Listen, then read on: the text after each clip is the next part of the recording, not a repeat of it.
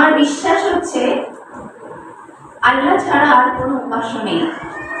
আল্লাহই আমাকে সৃষ্টি করেছেন এবং মুহাম্মদ সাল্লাল্লাহু আলাইহি ওয়াসাল্লাম হচ্ছে শেষ নবী এবং আল্লাহর রাসূল বা মেসেঞ্জার।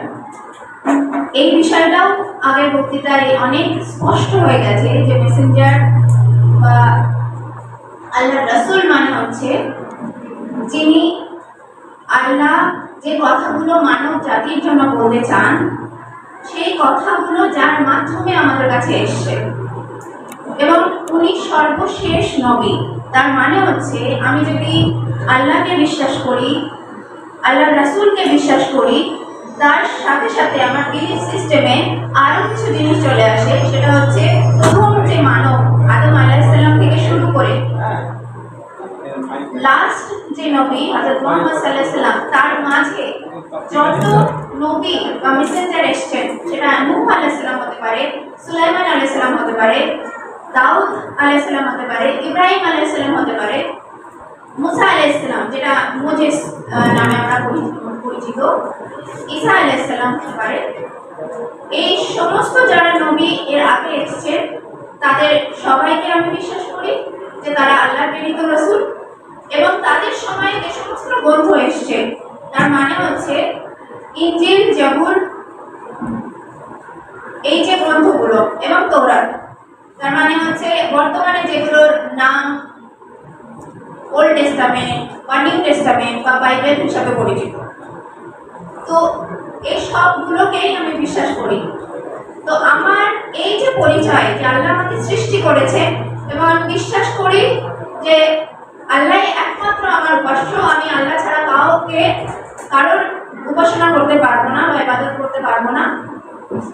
এবং নবী সাল্লাল্লাহু আলাইহি ওয়াসাল্লাম আমার শেষ রাসূল, তিনি যে মেসেজ নিয়ে এসেছেন সেটাই লাস্ট, এর পরে আর কোনো মেসেজ আসবে না। এবং যখনই আমি এটা বিলিভ করছি সেই বিলিভের সাথে সাথে আরও একটা জিনিস যে আমি এই পৃথিবীতে এসেছি বা আমার সৃষ্টির কারণ হচ্ছে যে আমি আল্লাহর ইবাদত করব। তার মানে আমি এই পৃথিবীতে আল্লাহ যে বিধান আমার জন্য পাঠিয়েছেন সেই অনুযায়ী আমি চলব এবং সেই আমার জীবনে আমি যে সমস্ত কাজ করব তার জন্য আমাকে একদিন হিসাব দিতে হবে। তার মানে হচ্ছে যে আমি জাস্ট এখানে এসেছি, আমার যা ইচ্ছা তাই করব এবং তারপরে একদিন মরে যাব, আমার শেষ হয়ে গেল। অ্যাকচুয়ালি তা নয়। আমি এখানে এসেছি, আমার একটা উদ্দেশ্য আছে আমার সৃষ্টির এবং সেটা হচ্ছে আল্লাহ যে বিধান পাঠিয়েছেন সেই অনুযায়ী আমার জীবনযাপন করা। যদি আমি ঠিকঠাক জীবনযাপন করতে পারি তাহলে তার রিওয়ার্ড, তার পুরস্কার হিসাবে আমি জান্নাতে যেতে পারবো। আর যদি আমি ঠিকঠাক জীবনযাপন করতে না পারি তার শাস্তি হিসাবে আমাকে জাহান্নামে যেতে হবে। তার মানে যা কিছু আমি এই দুনিয়ায় করছি, এই পৃথিবীতে করছি, সেটা ভালো কাজ হতে পারে বা খারাপ কাজ হতে পারে। ভালো কাজ মানে হচ্ছে আল্লাহ যে বিধান আমাকে পাঠিয়েছেন সেই অনুযায়ী আমি কাজ করব, খারাপ কাজ মানে হচ্ছে সেই বিধান না মেনে চলা। তার মানে আমাদের এই জীবন উদ্দেশ্যহীন নয়, এই জীবনের একটা উদ্দেশ্য আছে এবং সেই উদ্দেশ্য হচ্ছে যে এই দুনিয়াতে আল্লাহর যে বিধান সেই অনুযায়ী আমাদেরকে কাজ করতে হবে। এই হচ্ছে আমার পরিচয় মুসলিম নারী হিসেবে। আমার পরিচয় যেহেতু আমাকে বলা হয়েছে ইসলামের নারীর অধিকার সম্পর্কে বলা, সুতরাং আমি একজন মুসলিম নারী হিসেবে আমার পরিচয় হচ্ছে যে আমি আল্লাহ আমাকে সৃষ্টি করেছেন এবং এই পৃথিবীতে আল্লাহ যে বিধান পাঠিয়েছেন সেই অনুযায়ী আমাকে জীবনযাপন করতে হবে এবং মৃত্যুর পরে আমি যা কিছু এই পৃথিবীতে করেছি তার হিসাব আমাকে দিতে হবে এবং সেই হিসাবের ফলস্বরূপ আইদার আমি জান্নাতে যাব বা জাহান্নামে যাব। এটা পুরো আমার লাইফ এবং এটাই আমার চিরস্থায়ী পরিচয়। এবার আমি চলে আসি আমাকে যে টপিক দেওয়া হয়েছে তার উপরে কিছু বলার জন্য। আমাকে আগেই বলা হয়েছে যে সময় খুব সংক্ষিপ্ত, আমি চেষ্টা করবো খুব সংক্ষেপে কিছু বলার, খুব ফান্ডামেন্টাল কিছু বিষয় বলার জন্য। নারী হয়ে ওঠার জন্য সবার আগে একটা মেয়ের জন্ম হওয়া দরকার। তো টাইম মেশিন এখনো আসেনি, ঠিক আছে, কিন্তু আমাদের মন অনেক দ্রুত চলতে পারে এক জায়গা থেকে আরেক জায়গায়। তো আমি চাই সবাইকে 14,000 মানে 1400 14,000 নয় 1400 বছর আগের একটা দৃশ্যে নিয়ে যেতে। আমরা জানি মক্কা বা মদিনা মরুভূমি এলাকা ছিল, সেখানকার মনে করুন একটা ছোট্ট গ্রাম, সেখানে একটা ছোট্ট ফ্যামিলি, সেই ফ্যামিলিতে husband wife they are expecting a child, তারা তাদের সন্তান হবে। যখনই কারো সন্তান হবে এই অবস্থা থাকে, তখন সবার মধ্যে একটা আনন্দ এবং একটা ভয় কাজ করে যে একটা মা, মানে যে মা হতে চলেছে তার যে যন্ত্রণা বা যে কষ্ট, হয়তো সন্তান প্রসব করার সময় যদি আমি বলি, তো সেই সময় একটা মা প্রচন্ড এরকম একটা কষ্টের মধ্যে আছে, বাবা ঘরের বাইরে হয়তো ছোটাছুটি করছে, সেই অবস্থায় সন্তান কি হবে, মানে সে মেয়ে হবে না ছেলে হবে এটা জানার কোনো উপায় নেই। হঠাৎ করে একটা কান্নার আওয়াজ এলো, তার মানে শিশু ভূমিষ্ঠ হয়েছে। এবং সেই ভূমিষ্ঠ হওয়ার পর ঘরের মধ্যে থেকে একজন মহিলা বাইরে এসে বাবার কাছে খবর দিচ্ছে যে আপনার ছেলে হয়েছে। তো বাবা খুব খুশি, অবশ্যই খুব খুশি হওয়ারই কথা, আমার সন্তান জন্ম হলে আমি অবশ্যই খুশি হব। সিমিলারলি যদি এই খবরটা পুত্র সন্তান না হয়ে ছেলে না হয়ে মেয়ে হয়, তখন সেই বাবার মুখ অন্ধকার হয়ে যায়, তার মনে একটা অশান্তি কাজ করে, তার একটু অপমানিত বোধ হতে লাগে যে আমার মেয়ে হলো, ছেলে হলো না কেন। এবং এই যে ইমোশনাল এবং সাইকোলজিক্যাল যে স্টেট অফ মাইন্ড, এটা সেই সময়ে ছিল, তার বিভিন্ন কারণ থাকতে পারে। যে একটু আগে আমরা বলতে শুনলাম যে সেই সময় প্রচুর যুদ্ধ হতো, তো বাবারা সবসময় চাইতো যে আমার ফ্যামিলিতে অনেক ছেলে আসুক, যাতে করে আমার বংশে অনেক বড় বড় যুদ্ধ হয়। তো সামহাউ সেই সময়ে বা 1400 বছর আগের যে স্টেট, নবী সাল্লাল্লাহু আলাইহি সাল্লামের নবুয়ত পর আগের স্টেট, যে একজন মেয়ের জন্ম পরিবারের মানুষের জন্য খুব সুসংবাদ ছিল না। আমরা এখন অনেক মডার্ন হয়ে গেছি, তাই না? আলট্রা মডার্ন, জেড জেনারেশন আমাদের এখন। তো আমরা এইসব যে চিন্তা ভাবনা সেখান থেকে বেরিয়ে চলে এসেছি, তাই কি? এখন আল্ট্রাসোনোগ্রাফি এসেছে, তো জন্ম হওয়া পর্যন্ত আমরা অপেক্ষা করি না, তার আগেই দেখে নিই যে মেয়ে হবে না ছেলে হবে। যদি ছেলে হয় তাহলে তো কোনো ব্যাপারই নাই, ভীষণ ভালো সংবাদ।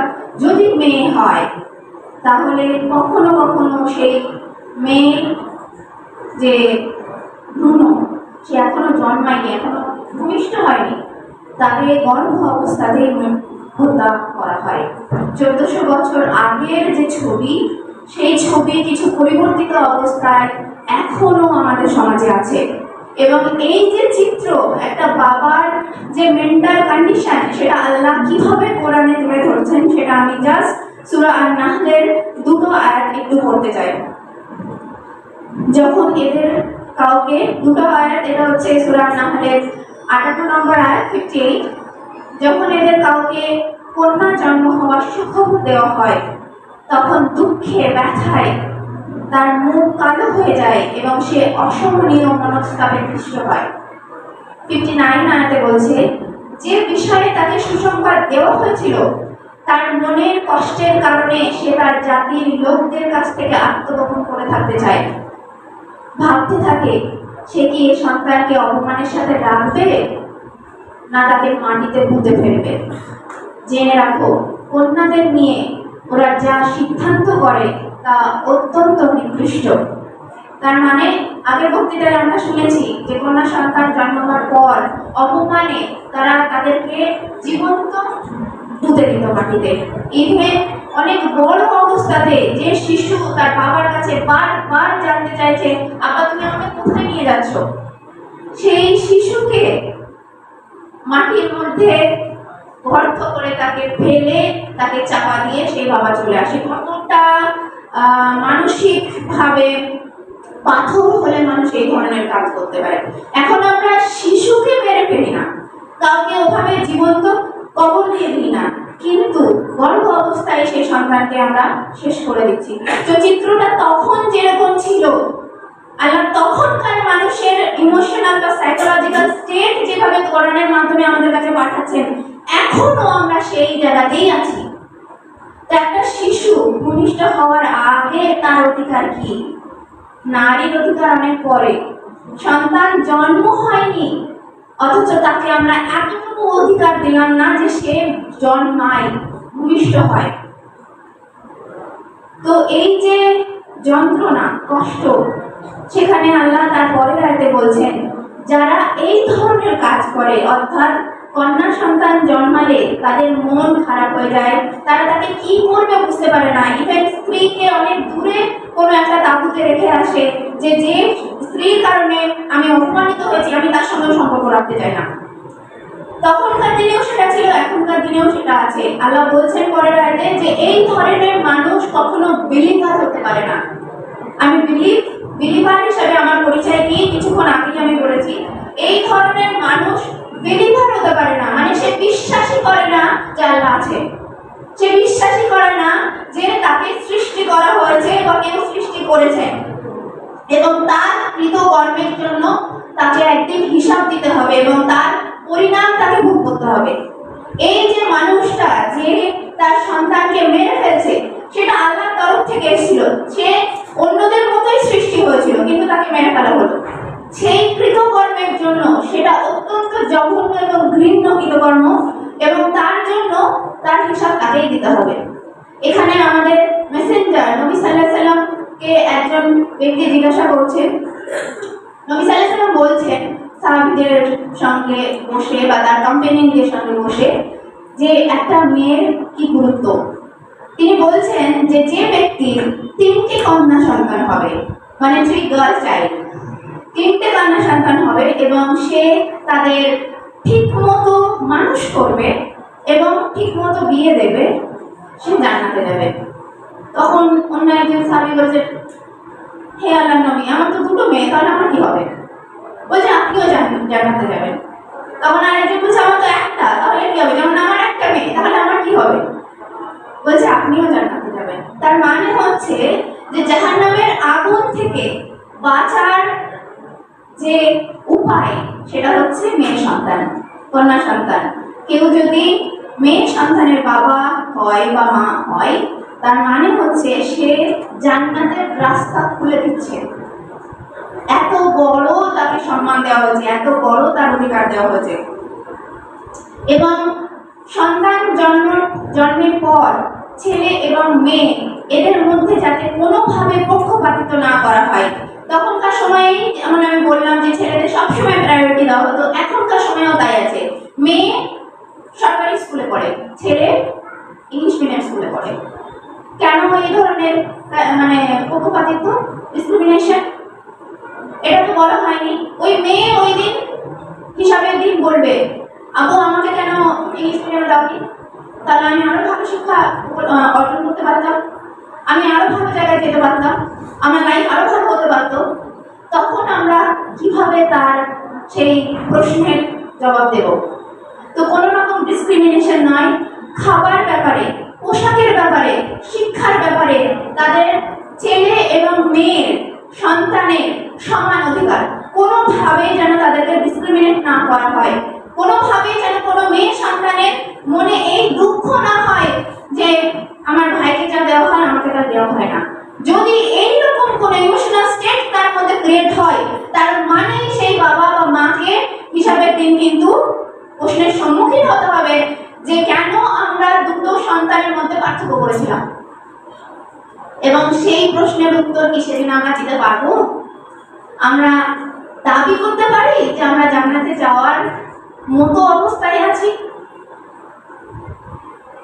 তারপরে আরো একটা বিষয়, সেটা হচ্ছে যে সন্তান বড় হওয়ার পর ছেলে চাকরি করবে, এটা করতে হবে, তার কারণ তার পরবর্তী জীবনে অনেক বড় রেসপন্সিবিলিটি আছে।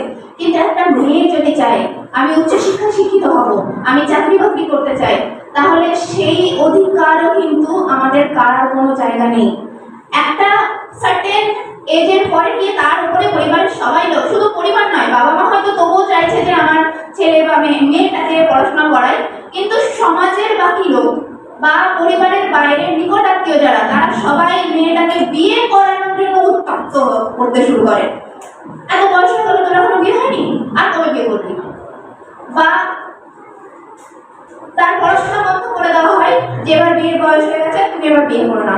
তার মতামতের কোনো রকম গুরুত্ব দেওয়া হয় না। কিন্তু ইসলাম সব সময় তাদের মেয়েদের মতামতকে কিন্তু গুরুত্ব দিয়েছে। সে বিয়ে করতে চায় কি চায় না, সে কার সাথে বিয়ে করতে চায়, বা কোনো একজন পাত্র পছন্দ হলেও হয়তো সে মেয়ে তাকে পছন্দ করছে না, কিন্তু পরিবার তাকে চাপাচাপি করে, না এই ছেলের সঙ্গেই তোমাকে বিয়ে করতে হবে। তার মত প্রকাশের কোনো জায়গা নেই। অথচ আমরা নবী সাল্লাল্লাহু আলাইহি ওয়াসাল্লামের জীবনী যদি পড়ি তাহলে আমরা দেখব বিভিন্ন সময়ে মেয়েরা নিজেরা তার কাছে এসেছেন, নবী সাল্লাল্লাহু আলাইহি ওয়াসাল্লামের কাছে এসেছেন, এবং তাদের জীবনের বিভিন্ন পরিস্থিতিতে যারা যে সমস্যার সম্মুখীন তারা হচ্ছে সেই বিষয়ে তারা ডিরেক্ট আল্লাহ নবীকে কোশ্চেন করেছেন যে এই সিচুয়েশন, আমরা এই পরিস্থিতিতে কি করব। ছোটবেলা থেকেই আমরা মেয়েদের মতামত নেওয়ার কোনো প্রয়োজন মনে করি না। আমার মনে হয় বর্তমান পরিস্থিতিতে সবাইকেই তার মতামত দেওয়ার একটা জায়গা করে দেওয়া উচিত। যখন একটা মেয়ে বড় হচ্ছে, ছেলেরা যখন মতামত নেওয়া উচিত, বাচ্চা মেয়ে বা মেয়েরা যখন বড় হচ্ছে তারও মতামত নেওয়া উচিত কোনো একটা পার্টিকুলার বিষয়ে তার কি মত। হয়তো আমরা একটা আলমারি কিনতে চাইছি বাড়িতে, ঠিক আছে, বাবা মাই জেনারেলি হচ্ছে ডিসিশন নেয় যে কি হবে। কিন্তু যদি আমরা একটা বাড়ির বাচ্চাকেও সেই বিষয়ে ডিসিশন দিতে বলি যে তোমার কি মতামত, তাহলে তার মতামত দেওয়ার যে একটা জায়গা, প্ল্যাটফর্ম, সেটা অটোমেটিক্যালি তৈরি হবে। এবং পরবর্তীতে বিবাহিত জীবনে বা মা হিসাবে তার যখন কোনো মতামত দেওয়ার সময় আসবে, তখন সে ঠিকঠাক ভাবে নিজে চিন্তা করতে পারবে এবং সেই মতামতটা দিতে পারবে। তো এই বিষয়টা কিন্তু সবসময় বলা হয়েছে। নেক্সট হচ্ছে যে পর্দার ব্যাপারটা, এখানে আমি সামান্য টাচ করে যাব ইসলামে নারীর অধিকারের ব্যাপার। আমরা সবাই মনে করে থাকি যে ইসলামে মেয়েদের উপরেই বোধহয় পর্দার বোঝা চাপানো হয়েছে। অ্যাকচুয়ালি কিন্তু তা নয়। ছেলে এবং মেয়ে দুজনের জন্যই কিন্তু পর্দার বিধান দেওয়া হয়েছে। প্রথমেই সূরা আন-নূরের 30 নম্বর আয়াতে আল্লাহ বলছেন ছেলেদের উদ্দেশ্যে, হে নবী, তুমি মুমিন পুরুষদের বলো তারা যেন তাদের দৃষ্টিকে নিম্নগামী করে। তার মানে দে লোয়ার দেয়ার গেজ, তার মানে যখন সে রাস্তায় হাঁটবে বা কার সঙ্গে কথা বলবে তারা যেন তাদের দৃষ্টিকে সংযত করে। তার মানে তাদের দৃষ্টি যেন এদিক ওদিকে চলে না যায়, সংযত হয়ে থাকে, এবং তারা তাদের লজ্জাস্থানের হেফাজত করে। দে গার্ড দেয়ার মডেস্টি, তারা যা খুশি চাইবে, যা খুশি করবে। যেমন প্রিভিয়াস লেকচারে আমরা শুনলাম যে আমাদের দেশে রেপ এখনো বিভৎসভাবে আছে। তার একটা অন্যতম কারণ, আমরা ছেলেরা যারা, ছেলেদেরকে বলা হচ্ছে কথাটা, তারা তাদের প্রাইভেট পার্ট, তাদের মডেস্টিকে কোনো গুরুত্বই দেয় না। তারা মনে করে সবকিছু সংযত করে রাখার দায়িত্ব শুধুমাত্র মেয়েদের, ছেলেদের কিছুই নেই। কিন্তু এখানে দুজনকেই বলা হচ্ছে যে ছেলেরা তাদের দৃষ্টিকে অবনমিত রাখবে এবং তাদের লজ্জাস্থানের হেফাজত করবে। এটা তাদের জন্য উত্তম পন্থা, কেননা তারা নিজেদের চোখ এবং লজ্জাস্থানে যা করে আল্লাহ তাআলা সে সম্পর্কে পূর্ণাঙ্গভাবে অবহিত রয়েছে। তার মানে আমি কি করছি সেটা আমি খুব ভালো করে জানি, এবং আমার জানার সাথে সাথে আমার যে ক্রিয়েটার, সৃষ্টিকর্তা, তিনি আমাকে আমার থেকেও ভালো জানেন। সুতরাং আমার চোখ দিয়ে আমি কি করছি, আমার হাত দিয়ে আমি কি করছি, বা আমার বডির অন্যান্য পার্ট দিয়ে আমি কি করছি, সেটা আমি যেমন জানি আল্লাহও সেরকম জানেন, এবং তিনি সবকিছুই তার পূর্ণাঙ্গভাবে সে সম্পর্কে তিনি অবহিত রয়েছেন। নেক্সট আয়াতে 31 নম্বর আয়াতে উনি বলছেন, আল্লাহ বলছেন, হে নবী, একইভাবে তুমি মুমিন নারীদেরকেও বলো তারা যেন তাদের দৃষ্টিকে নিম্নগামী করে রাখে এবং নিজেদের লজ্জাস্থান সময়ের হেফাজত করে। এই অবধি পুরুষ এবং নারীর জন্য একই বিধান দেওয়া হয়েছে। তারপরে বলছে তারা যেন তাদের সৌন্দর্য প্রদর্শন করে না বেড়ায়। আমাদের মেয়েদের সহজাত বৈশিষ্ট্য, আমরা স্বাস্থ্য খুব পছন্দ করি, এবং শুধু স্বাস্থ্য পছন্দ করা নয়, আমরা চাই যে আমরা যেটা সাজসজ্জা করেছি সেটা অন্যরা দেখুক, এক্সিবিশন করতে খুব পছন্দ করি। এটা আমাদের নিজেদের ক্যারেক্টারিস্টিক্স এর মধ্যে পড়ে, এবং আল্লাহ সেটা জানেন। তার কারণ ছেলেদের মধ্যে হয়তো এই বিষয়টা কতটা আছে সেটা ছেলেরা বলতে পারবে। আমি যেহেতু মেয়ে, সুতরাং সেই ইমোশনাল বা সাইকোলজিক্যাল স্টেটটা আমি ভালো করে বুঝি। যে আমাদের সবসময় টেন্ডেন্সি থাকে যে আমরা একটু আমাদেরকে যেন খুব সুন্দর দেখায়, ঠিক আছে? এই জায়গাতেই হচ্ছে আল্লাহ বলছেন যে সেটা তোমরা একটু লিমিটে করো, সংযত করো, সৌন্দর্য প্রদর্শন করো না। এবং তবে তার শরীরের যে অংশ খোলা থাকে সে কথা আলাদা, যেন তাদের অন্যগুলো তাদের বক্ষদেশের ওপর দিয়ে রাখে। এইখানে কোরআনে খিমার কথাটার উল্লেখ করা হয়েছে। আমি একটু সেই সময়কার পোশাকের ব্যাপার, আচ্ছা পোশাকের ব্যাপারে একটু বলি। আচ্ছা, তো তখনকার দিনে এখনকার যে গাউনগুলো মানে একদম পুরো ফুল বডি ঢেকে রাখার যে গাউন, তখন সেরকমই গাউন পরতো মেয়েরা, এবং মাথা কিন্তু তারা ঢাকতো, কিন্তু তারা মাথা ঢেকে তাদের ওড়নাটাকে পিছন থেকে ফেলে রাখতো, এবং মানে তার বুকের অনেকটা পোর্শন তারা ওপেন করে রাখতো, অবভিয়াসলি হচ্ছে টু অ্যাট্রাক্ট মেন।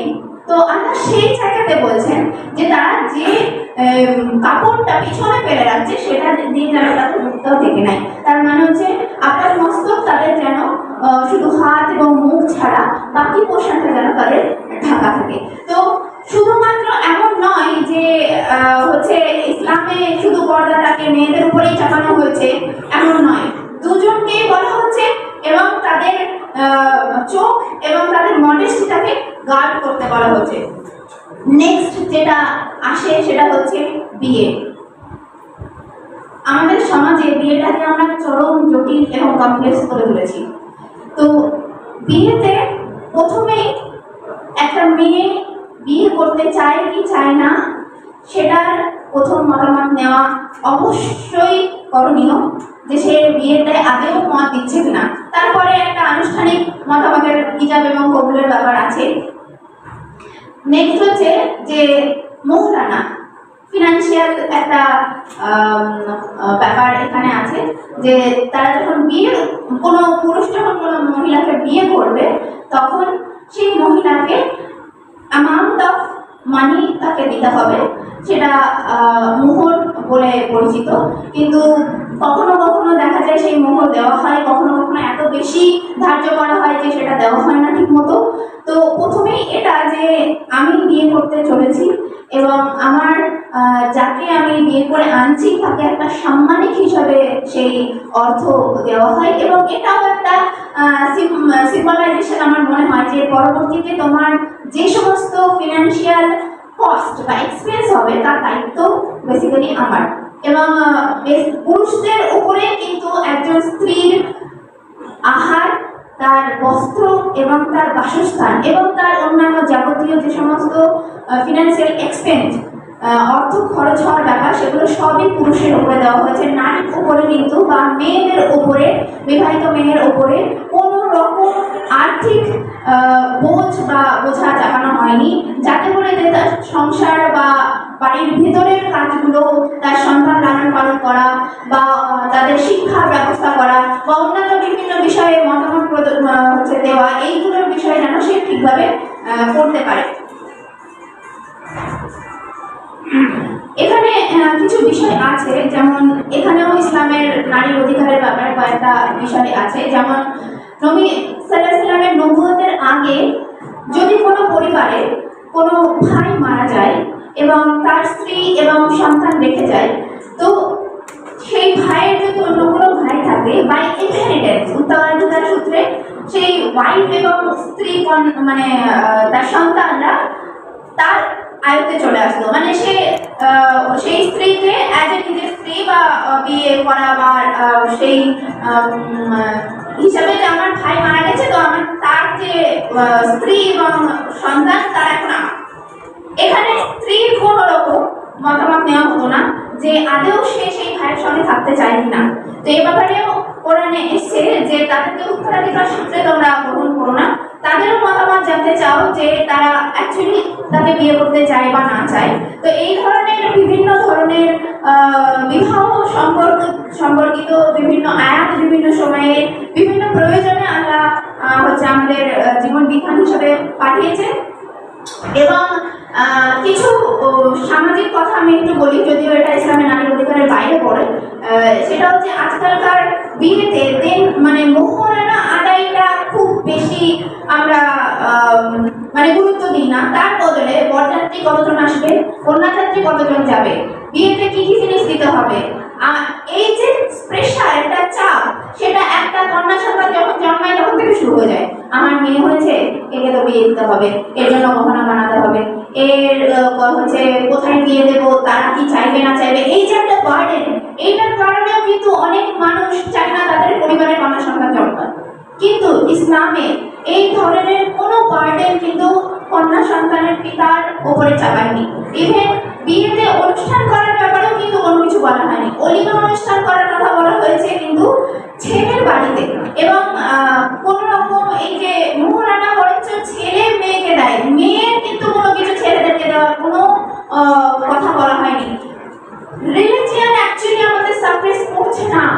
বিয়ে ভীষণ সহজ, জাস্ট দুজন সাক্ষী থাকবে এবং হচ্ছে একটা ছোট্ট দুজন সাক্ষী থাকবে এবং মেয়ে ছেলে, তাদের এই ছোট্ট একটা জমায়েতেই বিয়ে হয়ে যাওয়া পসিবল। এবং তারপরে সেই ছেলে চাইলে অলিমা অনুষ্ঠান করতে পারো, যাতে করে বিয়েটা কোনোভাবেই গোপন বিষয় নয়, সেটা যেন অন্য মানুষ জানতে পারে যে হ্যাঁ এরা দুজন হাজব্যান্ড ওয়াইফ হয়েছে, যাতে করে কোনো অপবাদ না ছড়ায়।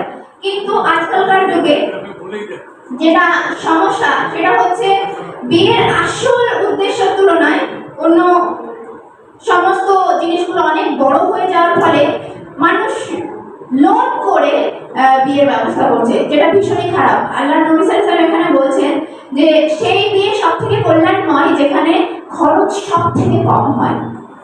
যদি এত সহজ হতো তাহলে একজন মেয়ের বাবার ক্ষেত্রে এই জিনিসটা অনেক বেশি ইজিয়ার হয়ে যেত। তো এইটা কালচারাল দিকটা বা আমাদের সমাজ, সোসাইটাল যে সিচুয়েশন, সেইগুলো আমাদেরকে বেসিক্যালি সাপ্রেস করছে, ধর্ম আমাদেরকে সাপ্রেস করছে না। তো বিয়ের পর যেটা যার পরবর্তী যে পোর্শন, সেটা হচ্ছে একজন মা। তো অবশ্যই আর একটা বিষয় আছে, সাংসারিক জীবন। একটা আমি আর 2 থেকে 3 মিনিট নেব। যে স্বামী স্ত্রীর মধ্যে যে সম্পর্ক, আমি অনেক সময় এটা শুনেছি বা দেখেছি যে যে কোনো বিষয়ে অনেক সময় হাজব্যান্ড এই ধরনের কথা বলে থাকেন। খুব কাছের মানুষদের মধ্যে আমি এই ধরনের কথা শুনেছি। কোনো একটা বিষয় হয়তো স্ত্রীর মতামত নেওয়ার ব্যাপার যদি আসে, অনেকেই বলে ওদের কথা শুনতে হবে কেন, ওদের কথা শোনার কোনো দরকার নেই। কিন্তু নবী সাল্লাল্লাহু আলাইহি ওয়াসাল্লাম যখন হুদায়বিয়ার সন্ধির কথা আমরা একটু আগে শুনলাম, তো মক্কা থেকে এই মদিনা থেকে উনি মক্কাতে হজ করতে গেছেন। সেই ইন মিডল হুদায়বিয়ার সন্ধি একটা চুক্তি হয়। সেই সময় যারা ইসলাম বিরোধী বা কোরাইশরা তারা বলে যে আপনি হজ করতে পারবেন না এবার। এবং কিছু কিছু চুক্তি এমন দেওয়া হয় যেগুলো সাহাবীরা কোনোভাবেই মেনে নিতে চাইছিলেন না, এবং তারা ভীষণ রেগে গেছেন। এরকম অবস্থা নবী সাল্লাল্লাহু আলাইহি ওয়াসাল্লাম কি করবেন বুঝতে পারছিলেন না। তখন সেই সফরে তার সঙ্গে তার একজন স্ত্রী উম্মে সালমা উপস্থিত ছিলেন, এবং তিনি কাপড় মধ্যে ঢুকলেন এবং খুব মনের দুঃখ নিয়ে তখন ওনার স্ত্রী বললেন যে আপনার কি হয়েছে। তো উনি বললেন যে হচ্ছে আমি যে চুক্তি করেছি তাতে আমার সাহাবারা বা আমার বন্ধুরা বা আমার কোম্পানিয়ানরা কোনোভাবেই সহমত হচ্ছে না। তখন উম্মে সালমা বললেন যে আপনি নিজে মাথা মুন্ডন করে কোরবানি করে দিন, আপনি নিজে শুরু করুন, দেখবেন অটোমেটিক্যালি আপনার ফলোয়ার্স যারা সাহাবারা সেটা করবে। এই যে একটা পরামর্শ যেটা নবী সাল্লাল্লাহু আলাইহি ওয়াসাল্লামকে তার ওয়াইফ দিয়েছিলেন, অত বড় মানুষ হওয়া সত্ত্বেও সে তার ওয়াইফের কথা মেনে নিয়ে সেই কাজ করেছিলেন। অথচ আজকের যুগে আমাদের মানে আমরা এত বড় হয়ে গেছি যে আমাদের বউদের কথার কোনো গুরুত্ব দেওয়ার কথা মনেই করি না, এবং তাদের মতামত নেওয়ার প্রয়োজন মনে করি না। আরেকটা ছোট্ট ঘটনা বলি। হযরত ওমর রাদিয়াল্লাহু আনহু তখন খলিফা ছিলেন। সেই সময় হঠাৎ করে তখনকার পুরুষরা এসে বলতে শুরু করলো যে স্ত্রীরা মোহরানা খুব বেশি চাইছে, আমাদের পক্ষে বিয়ে করা পসিবল হচ্ছে না, তো আপনি মোহরানার উপরে একটা আপার লিমিট রাখান। তো উনি একটা জায়গায় দাঁড়িয়ে ভাষণ দিচ্ছেন যে হ্যাঁ মোহরানার উপরে একটা হচ্ছে আপার লিমিট, মানে এর বেশি মোহর কেউ চাইতে পারবে না, এরকম একটা আপার লিমিট করা হোক। তখন ওই জনসমাবেশে একজন সাধারণ মহিলা ছিলেন যিনি বলেছিলেন যে কাজ নবী সাল্লাল্লাহু আলাইহি ওয়াসাল্লাম করেননি আপনি কেন করবেন, এবং উনি নিজের ভুল স্বীকার করেছিলেন। তার মানে হচ্ছে তখনকার খলিফা মানে এখনকার চিফ মিনিস্টার বা প্রাইম মিনিস্টার গোত্রের লোক আমরা হিসেবে ধরতে পারি।